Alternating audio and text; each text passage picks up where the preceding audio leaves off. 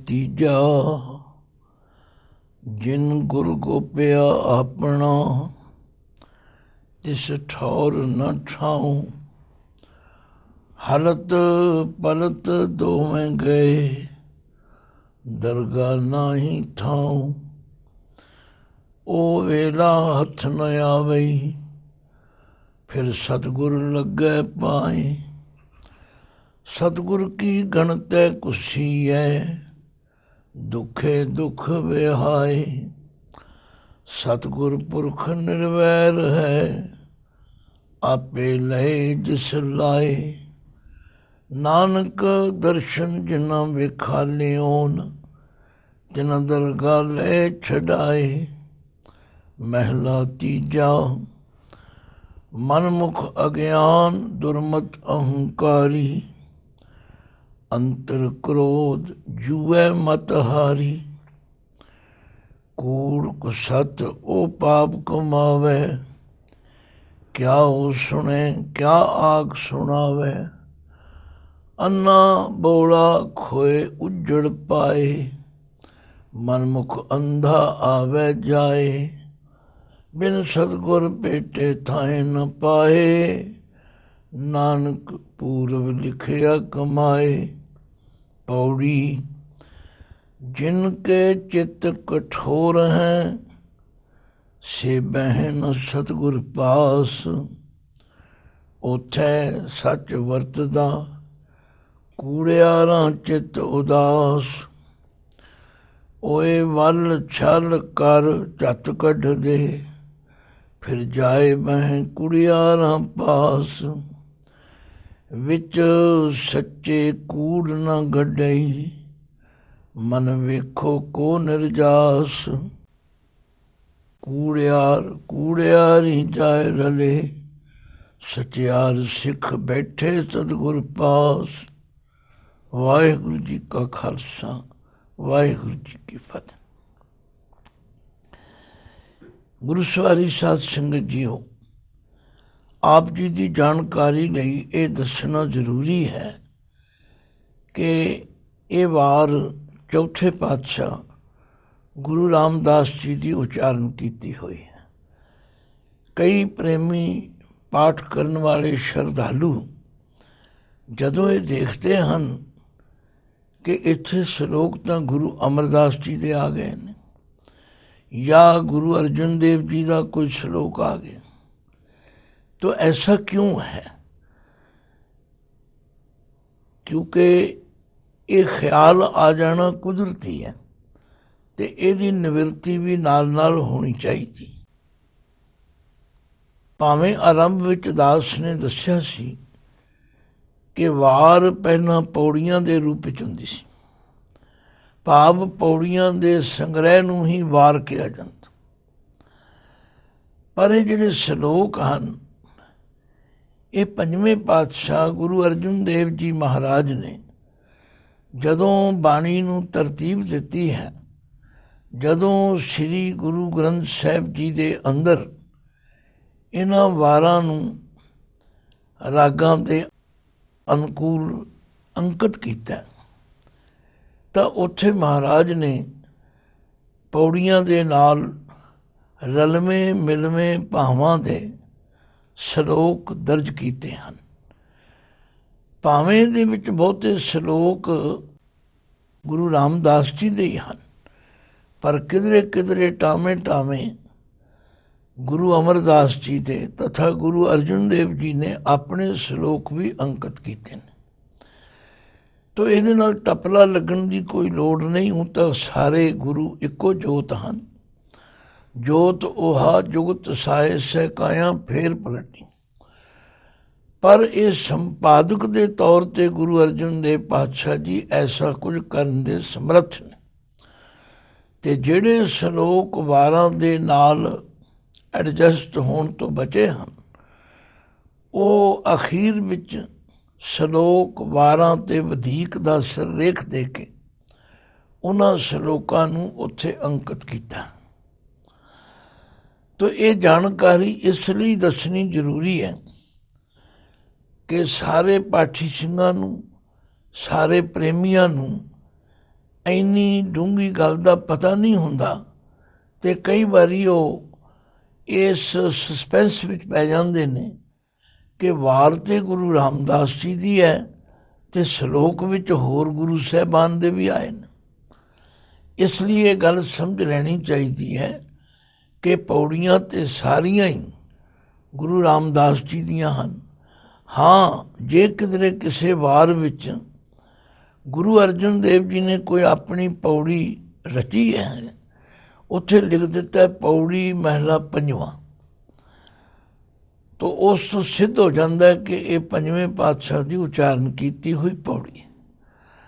ਤਾਂ ਇਹ ਦੱਸਣਾ ਇਸ ਲਈ ਜ਼ਰੂਰੀ ਹੋ ਗਿਆ ਕਿ ਇਸ ਪੌੜੀ ਦੇ ਨਾਲ ਦੋਵੇਂ ਸ਼ਲੋਕ ਜੋ ਆਏ ਨੇ ਉਹ ਤੀਜੇ ਪਾਤਸ਼ਾਹ ਗੁਰੂ ਅਮਰਦਾਸ ਜੀ ਦੇ ਉਚਾਰਨ ਕੀਤੇ ਹੋਏ ਨੇ। ਇਸ ਸ਼ਲੋਕ ਵਿੱਚ ਗੁਰੂ ਅਮਰਦਾਸ ਜੀ ਫਰਮਾਉਂਦੇ ਨੇ, ਜਿਨ ਗੁਰ ਗੋਪਿਆ ਆਪਣ।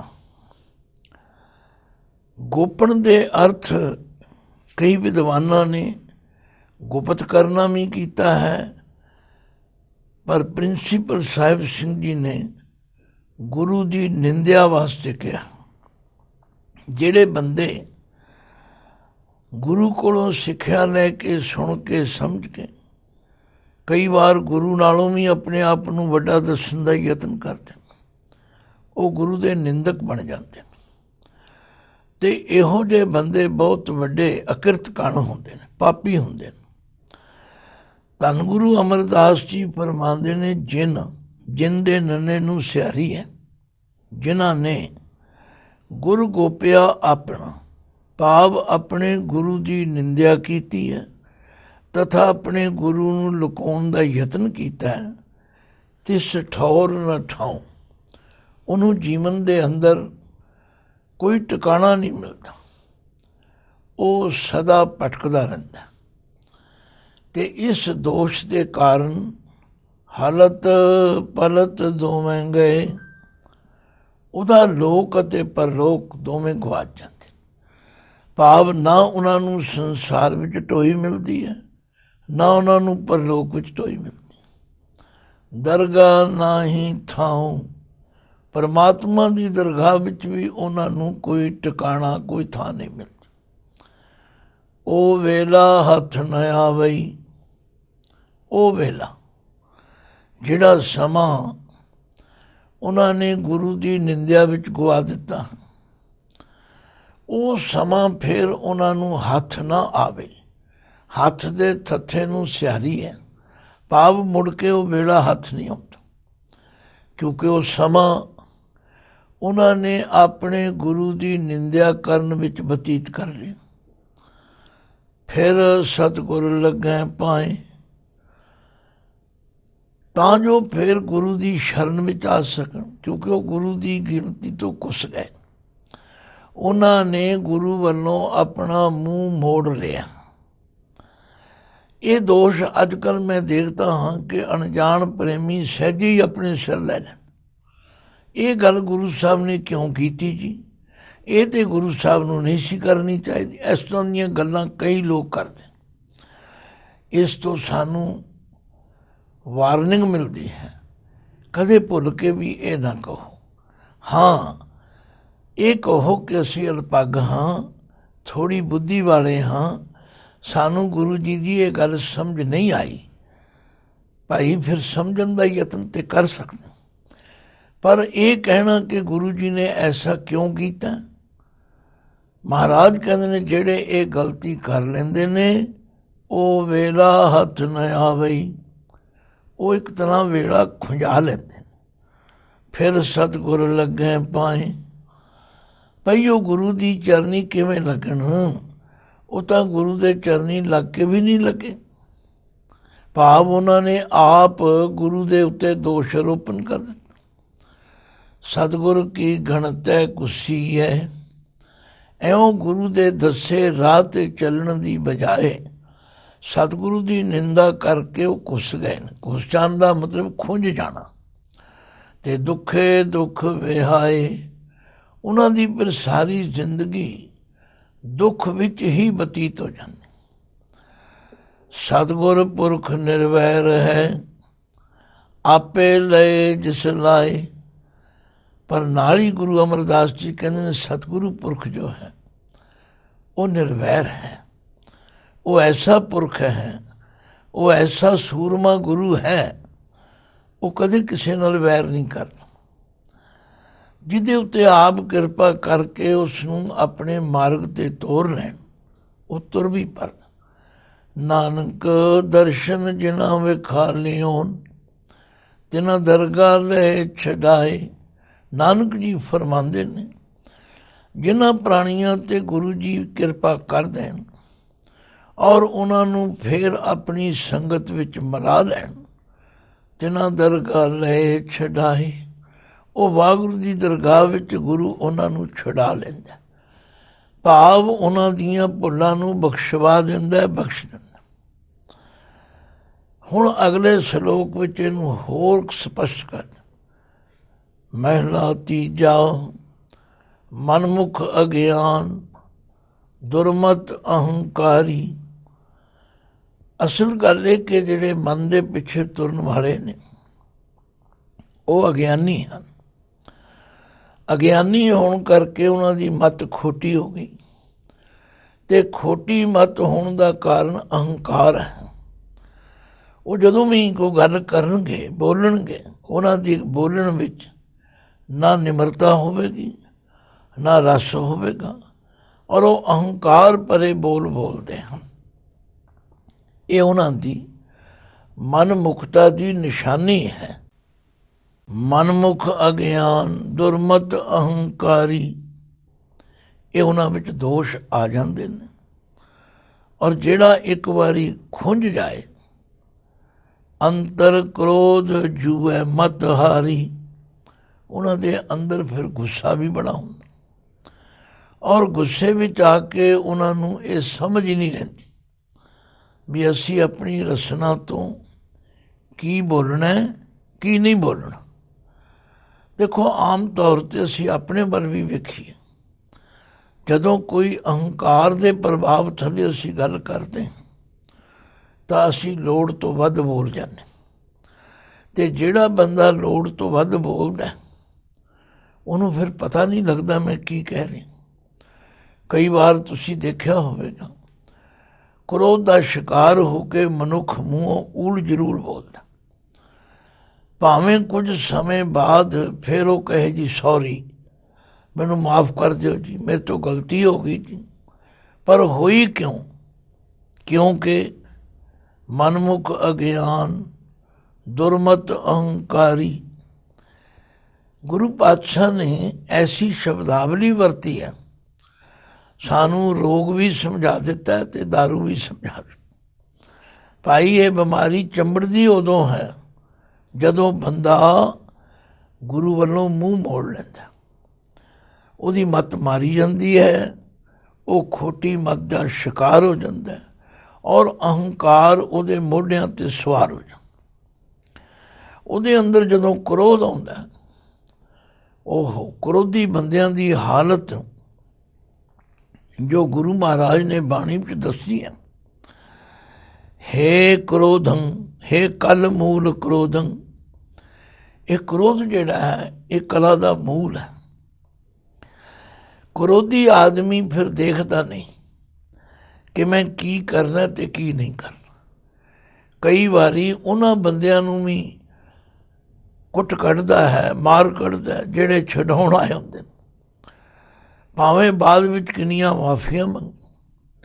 ਤੋ ਮਹਾਰਾਜ ਕਹਿੰਦੇ ਨੇ ਮਨਮੁਖ ਅਗਿਆਨ ਦੁਰਮਤ ਅਹੰਕਾਰੀ, ਅੰਤਰ ਕ੍ਰੋਧ ਜੂਐ ਮਤ ਹਾਰੀ।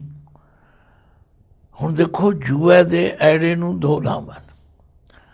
ਜੂਐ ਦੇ ਵਿੱਚ, ਜੂਏ ਵਿੱਚ ਉਹ ਆਪਣੀ ਮਤ ਹਾਰ ਲੈਂਦੇ।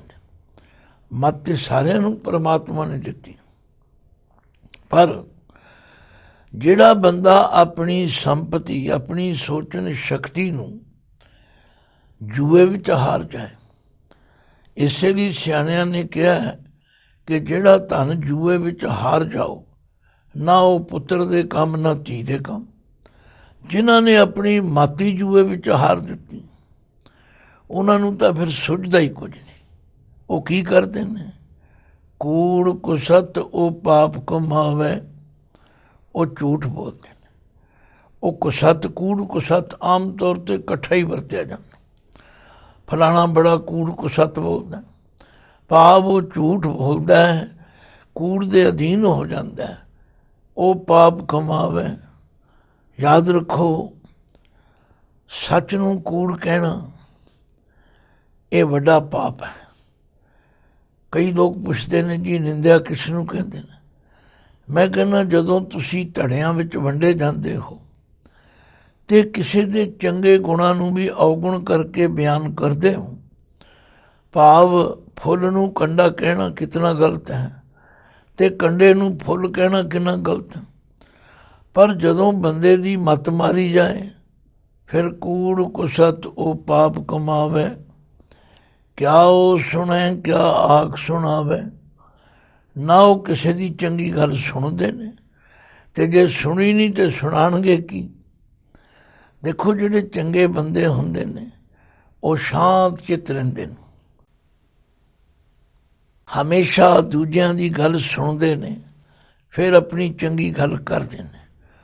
ਪਰ ਜਿਨ੍ਹਾਂ ਦੇ ਉੱਤੇ ਇਹ ਦੋਸ਼ ਲੱਗ ਜਾਏ, ਇਹ ਤਾਂ ਅਗਿਆਨੀ ਹਨ, ਇਹ ਤਾਂ ਖੋਟੀ ਮੱਤ ਵਾਲੇ ਹਨ, ਇਹ ਤਾਂ ਅਹੰਕਾਰੀ ਹਨ, ਇਹ ਤਾਂ ਬੜੇ ਕ੍ਰੋਧੀ ਹਨ। ਕਿਆ ਉਹ ਸੁਣੇ ਕਿਆ ਆਖ ਸੁਣਾਵੇ। ਉਹ ਸੁਣਦੇ ਵੀ ਨਹੀਂ ਤੇ ਸੁਣਾਉਣ ਜੋਗੇ ਵੀ ਨਹੀਂ। ਅੰਨਾ ਬੋਲਾ ਖੋਏ ਉਜੜ ਪਾਏ। ਹੁਣ ਦੇਖੋ, ਅੰਨਾ ਕੌਣ ਹੁੰਦਾ? ਜਿਹਨੂੰ ਨਜ਼ਰ ਨਾ ਆਵੇ। ਬੋਲਾ ਕੌਣ ਹੁੰਦਾ? ਜਿਹੜਾ ਸੁਣੇ ਨਾ। ਨਾ ਉਹ ਗੁਰੂ ਦੀ ਸੰਗਤ ਵਿੱਚ ਬੈਠਦੇ ਨੇ, ਨਾ ਉਹ ਗੁਰੂ ਦੀ ਗੱਲ ਸੁਣਦੇ ਨੇ। ਇਸ ਦੋਸ਼ ਦੇ ਕਾਰਨ ਖੋਏ, ਗੁਆਚ ਜਾਂਦੇ ਨੇ, ਉਜੜ ਪਾਏ, ਔਜੜੇ ਪੈ ਜਾਂਦੇ ਨੇ। ਉਹਨਾਂ ਨੂੰ ਜ਼ਿੰਦਗੀ ਦਾ ਰਾਹ ਹੀ ਭੁੱਲ ਜਾਂਦਾ। ਇਸੇ ਲਈ ਮਹਾਰਾਜ ਕਹਿੰਦੇ ਨੇ, ਸਗਲ ਬੋਲਣ ਕੇ ਮਾਏ ਵਿਚਾਰ, ਪਹਿਲੇ ਤੋਲੋ ਫਿਰ ਬੋਲੋ। ਸਿਆਣੇ ਪੁਰਸ਼ਾਂ ਦਾ ਕਥਨ ਹੈ ਕਿ ਪਰਮਾਤਮਾ ਨੇ ਸਾਨੂੰ ਦੋ ਕੰਨ ਦਿੱਤੇ ਨੇ, ਬੋਲਣ ਲਈ ਜ਼ਬਾਨ ਇੱਕ ਦਿੱਤੀ ਹੈ। ਇਹਦਾ ਮਤਲਬ ਹੈ ਸੁਣੋ ਜ਼ਿਆਦਾ ਤੇ ਬੋਲੋ ਘੱਟ। ਪਰ ਜਿਹੜਾ ਕਰੋਧੀ ਬੰਦਾ ਹੈ, ਉਹ ਤਾਂ ਬੋਲਣ ਲੱਗਿਆਂ ਸੋਚਦਾ ਹੀ ਨਹੀਂ ਮੈਂ ਕੀ ਬੋਲ ਰਿਹਾ। ਨਤੀਜੇ ਵਜੋਂ ਉਹ ਉਜੜੇ ਪੈ ਜਾਂਦਾ, ਨਾ ਦੇਖਣ ਵਾਲਾ ਨਾ ਸੁਣਨ ਵਾਲਾ। ਇਹ ਦੋਸ਼ ਉਹਨਾਂ ਵਿੱਚ ਆਮ ਤੌਰ 'ਤੇ ਆ ਜਾਂਦਾ। ਨਾ ਉਹ ਸੰਗਤ ਵਿੱਚ ਜਾ ਕੇ ਸੰਗਤ ਦੇ ਦਰਸ਼ਨ ਕਰਨ, ਤੇ ਨਾ ਸੰਗਤ ਵਿੱਚ ਹੁੰਦੀ ਵਿਚਾਰ ਨੂੰ ਸੁਣ। ਇਹ ਦੋਵੇਂ ਦੋਸ਼ ਉਹਨਾਂ ਵਿੱਚ ਆ ਜਾਂਦਾ।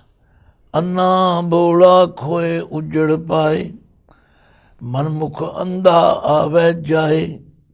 ਇਉਂ ਮਨ ਦੇ ਪਿੱਛੇ ਤੁਰਨ ਵਾਲਾ ਜਿਹੜਾ ਮਨੁੱਖ ਹੈ, ਉਹ ਅਗਿਆਨੀ ਬਸ ਆਵੇ ਜਾਏ, ਜੰਮਣ ਮਰਨ ਦੇ ਚੱਕਰ ਵਿੱਚ ਪੈ ਜਾਂਦਾ।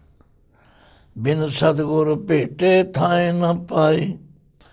ਬਿਨਾਂ ਸਤਿਗੁਰੂ ਦੀ ਸੰਗਤ ਵਿੱਚ ਆਏ ਤੋਂ ਉਹਨਾਂ ਨੂੰ ਕਦੇ ਵੀ ਜੀਵਨ ਵਿੱਚ ਸਫਲਤਾ ਨਹੀਂ ਮਿਲਦੀ। ਉਹ ਪਰਮਾਤਮਾ ਦੀ ਦਰਗਾਹ ਵਿੱਚ ਕਦੇ ਕਬੂਲ ਨਹੀਂ ਹੁੰਦੇ।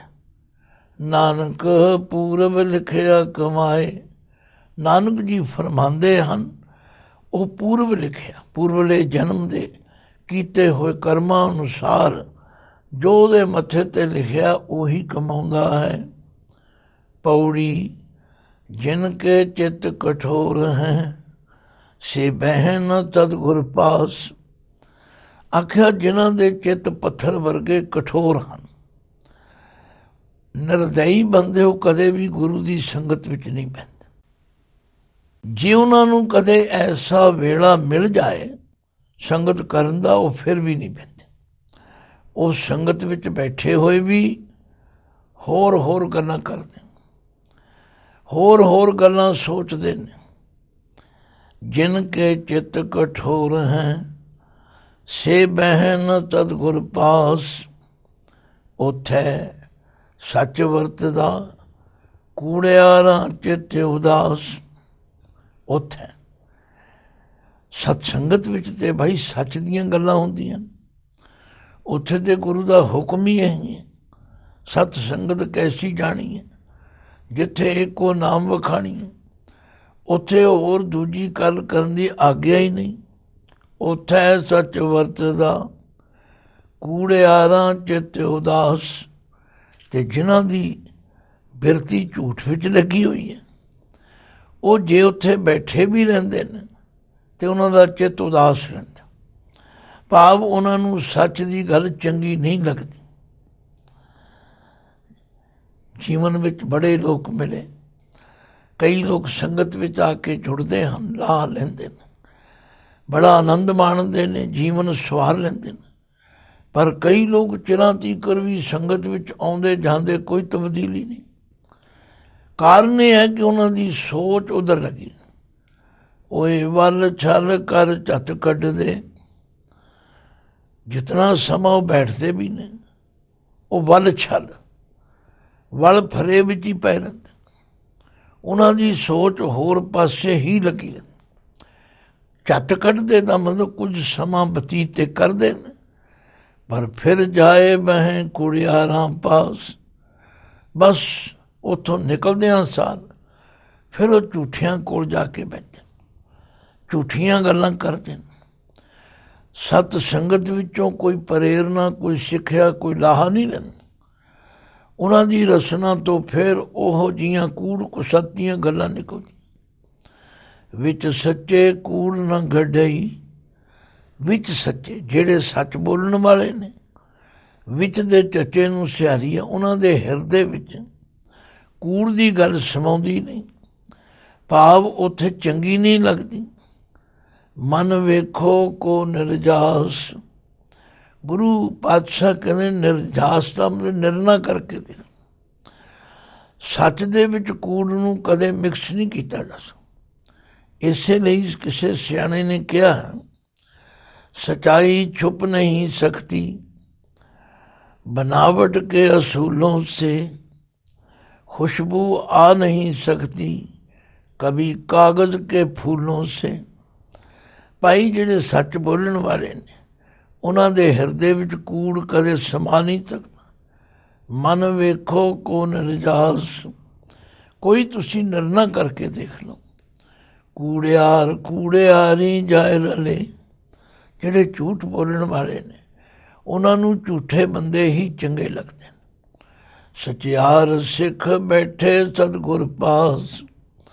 ਤੇ ਜਿਹੜੇ ਸੱਚ ਬੋਲਣ ਵਾਲੇ ਨੇ, ਉਹ ਹਮੇਸ਼ਾ ਗੁਰੂ ਦੀ ਸੰਗਤ 'ਚ ਬੈਠਦੇ, ਸੱਚ ਦੀਆਂ ਗੱਲਾਂ ਸੁਣਦੇ ਤੇ ਸੱਚ ਨੂੰ ਆਪਣੇ ਹਿਰਦੇ ਵਿੱਚ ਵਸਾਉਂਦੇ। ਕਿਆ ਕਮਾਲ ਹੈ! ਗੁਰੂ ਅਮਰਦਾਸ ਜੀ ਨੇ ਤਾਂ ਸਮਝਾਇਆ ਹੀ ਹੈ, ਪਰ ਧੰਨ ਗੁਰੂ ਅਮਰਦਾਸ ਜੀ ਨੇ ਤਾਂ ਨਿਚੋੜ ਹੀ ਕਰ ਦਿੱਤਾ। ਬਈ ਕਾਰਨ ਕੀ ਹੈ? ਉਹ ਲੋਕ ਕਿਉਂ ਨਹੀਂ ਸੰਗਤ 'ਚ ਬੈਠਦੇ? ਕਿਉਂਕਿ ਉਹਨਾਂ ਦੇ ਚਿੱਤ ਕਠੋਰ ਹਨ। ਉਹਨਾਂ ਨੂੰ ਗੁਰੂ ਦੀ ਗੱਲ ਚੰਗੀ ਨਹੀਂ ਲੱਗਦੀ। ਉੱਥੇ ਕਿਉਂਕਿ ਸੱਚ ਬੋਲਿਆ ਜਾਂਦਾ, ਸੱਚ ਸੁਣਿਆ ਜਾਂਦਾ, ਸੱਚ ਸਮਝਾਇਆ ਜਾਂਦਾ, ਉਹ ਜਿੰਨੀ ਦੇਰ ਬੈਠਦੇ ਨੇ ਉਦਾਸ ਬੈਠਦੇ ਨੇ। ਬਈ ਕਦੋਂ ਭੋਗ ਪਵੇ, ਕਦੋਂ ਜਾਨ ਛੁੱਟੇ, ਕਦੋਂ ਅਸੀਂ ਜਾ ਕੇ ਆਪਣੀ ਜ਼ਬਾਨ 'ਤੇ ਲੱਗੀ ਉੱਲੀ ਲਾਈਏ। ਉਹ ਫਿਰ ਨਿੰਦਿਆ ਚੁਗਲੀ ਵਿੱਚ ਲੱਗ ਜਾਂਦੇ ਨੇ। ਤੋ ਧੰਨ ਗੁਰੂ ਪਾਤਸ਼ਾਹ ਨੇ ਸਾਨੂੰ ਇਹ ਸਭ ਕੁਝ ਸਮਝਾ ਕੇ ਮਨਮੁਖ ਬਣਨ ਤੋਂ ਬਚਣ ਦੀ ਪ੍ਰੇਰਨਾ ਕੀਤੀ ਹੈ। ਸਦਾ ਸੱਚ ਦੇ ਵਪਾਰੀ ਬਣੋ। ਰੋਜ਼ ਤੁਸੀਂ ਪੜ੍ਹਦੇ ਹੋ, ਸੱਚ ਵਪਾਰ ਕਰੋ ਵਪਾਰੀ, ਦਰਗਾਹ ਨਿਭਹਿ ਖੇਪ ਤੁਮਾਰੀ, ਏਕਾ ਟੇਕ ਰੱਖੋ ਮਨ ਮਾਹੇ, ਨਾਨਕ ਬਹੁਰ ਨਾ ਆਵੇਂ ਜਾਏ। ਵਾਹਿਗੁਰੂ ਜੀ ਕਾ ਖਾਲਸਾ, ਵਾਹਿਗੁਰੂ ਜੀ ਕੀ ਫਤਿਹ।